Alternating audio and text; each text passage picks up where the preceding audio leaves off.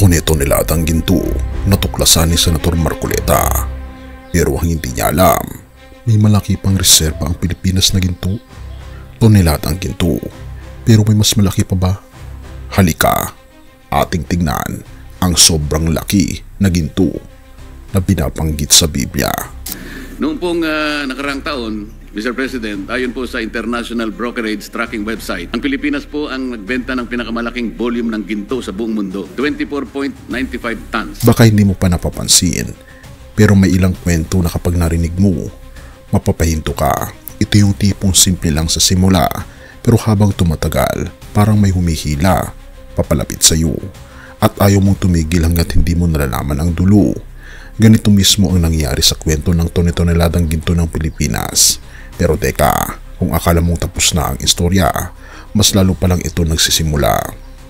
Sabi ni Senator Marcoleta na may natuklasang 24.95 tons of gold na ibinenta ng Bangko Sentral ng Pilipinas.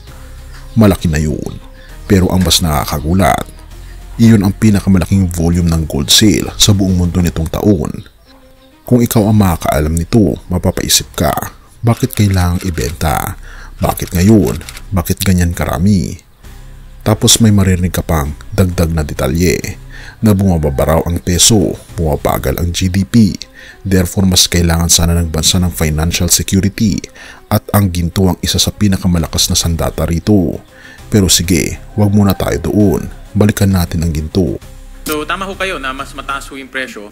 Although to be honest, mahirap rin ma-predict yung presyo. Minsan tumataas, minsan bumababa. Along the way naman po, ito ay nagbebenta ho sila in tranches. Hindi naman ho isang bugso yung pagbenta ho nila. But you're right na tumaas pa ho yung presyo. Kung 24.95 tons ang ibinenta, gaano pa kaya ang natira? At kung may natira, gaano pa kalaki ang tunay na reserba ng Pilipinas? Dito na pumapasok ang ilang bulong-bulungan, yung hindi basta sinasabi sa balita, pero paulit-ulit naririnig online. Marcos Gold, totoo ba to? May bahid ba ng katotohanan o bahagi lang ng alamat na pilit tinatago sa mga pahina ng kasaysayan? Hindi natin sasagutin agad yan, pero bago tayo makarating doon, kailangan mo munang malaman ang isang bagay. You're entering the documents of the trial of the century. Oh. Here, 170 banks that Marcos deposited money on. Just to show you the bill of lading. How much is it? $240 million. Oh my goodness. Is it million? Billion? Billion. Billion? 240 billion?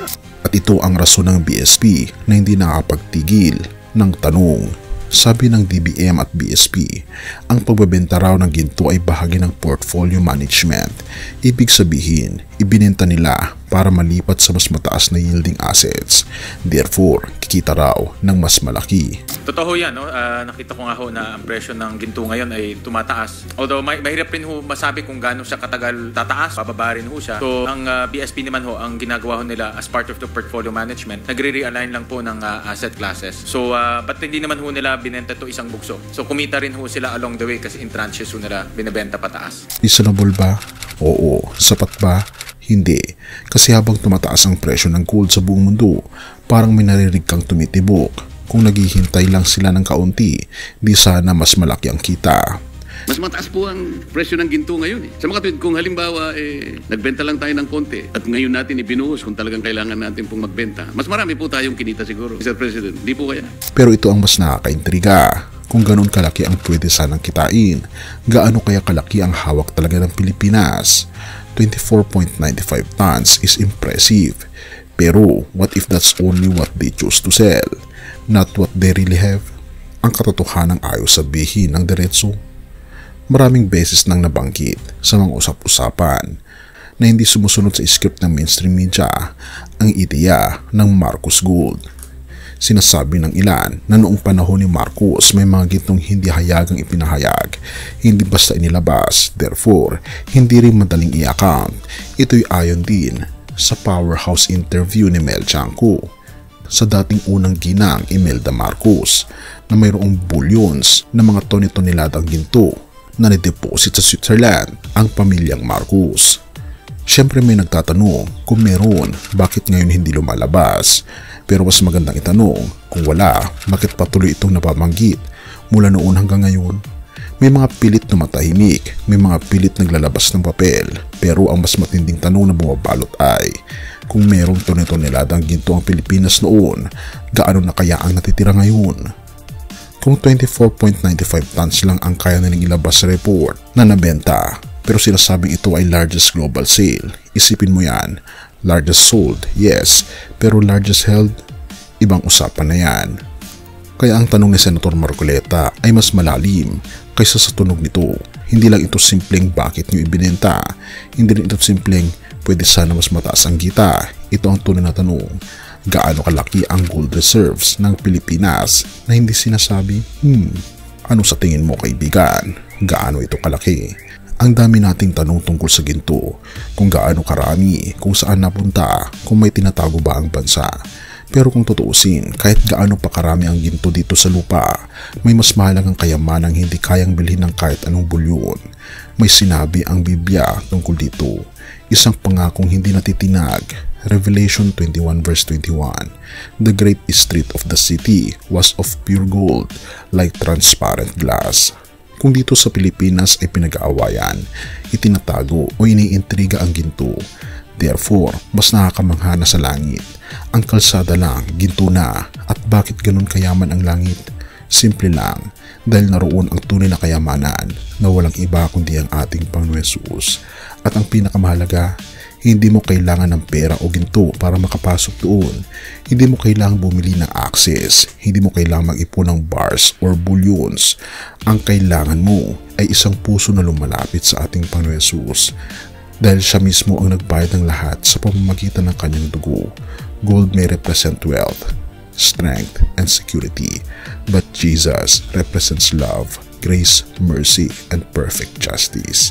At sa gitna ng kaguluhan, tanong, intriga at pagiging aligaga sa kayamanan ng mundong ito, Jesus alone remains the treasure that never fades. Kaya naman kaibigan, kung sa puso mo may hinahanap ka, kapayapaan, direksyon o katiyakan, kung napapagod ka na sa takbo ng mundo, sa bigat ng isip o sa kawalan ng sagot, lumapit ka sa ating Panginoon Hesus. Isuko mo sa Kanya ang puso mo, hayaan mo siya ang maging tunay na kayamanan ng buhay mo. Hindi aksidente na napapanood mo ito dahil inaabot ka niya. Kaibigan, ang tanong, tatanggapin mo ba ang alok niya? Purihin ang ating Panginoong Diyos at tayo manalangin. Ama naming Diyos na makapangyarihan sa lahat na nasa langit, lumalapit po kami sa inyo ngayon. Inaamin po namin na kami po'y makasalanan at kailangan po namin ng aming Panginoon Hesus. Patawarin niyo po kami sa lahat ng aming mga pagkakasala. Linisin niyo po ang aming puso at gabayan niyo po ang aming landas na kayo ang manguna. Salamat po sa iyong pag-ibig, sa iyong biyaya at sa inyong pong awa at sa hustisya na ipinapakita ninyo sa pamamagitan ng aming Panginoon Hesus. Tinatanggap ko siya bilang aking personal na Panginoon at tagapagligtas at kayo na po ang maghari sa buhay ko mula ngayon at magpakailanman at patnubayan niyo po kami at patawarin po kami sa lahat ng aming mga pagkukulang at pagkakasala at salamat po sa pagdinig ng aming mga panalangin sapagkat ito po ang aming samot hiling sa matamis na pangalan ng aming Panginoon Hesus. Amen. Bago natin ipagpatuloy kaibigan, siya nga pala ang Great Controversy na isa sa mga pinaka-kontrobersyal na libro dahil tumutukoy ito sa mga propesiya sa libro ng Daniel at Revelation na nagaganap na sa panahon natin ngayon bago ang pagdating ng ating Panginoong Diyos ay pinamimigay na namin ng libre sa pamamagitan ng PDF at ito ay nasa limited lamang na panahon kaya i-click mo sa description sa baba upang ma-avail mo kaibigan ang napaka-importanteng libro ito na magbubukas sa iyo sa mas maliwanag mong hinaharap. Purihin ang ating Panginoong Diyos at tayo magpatuloy.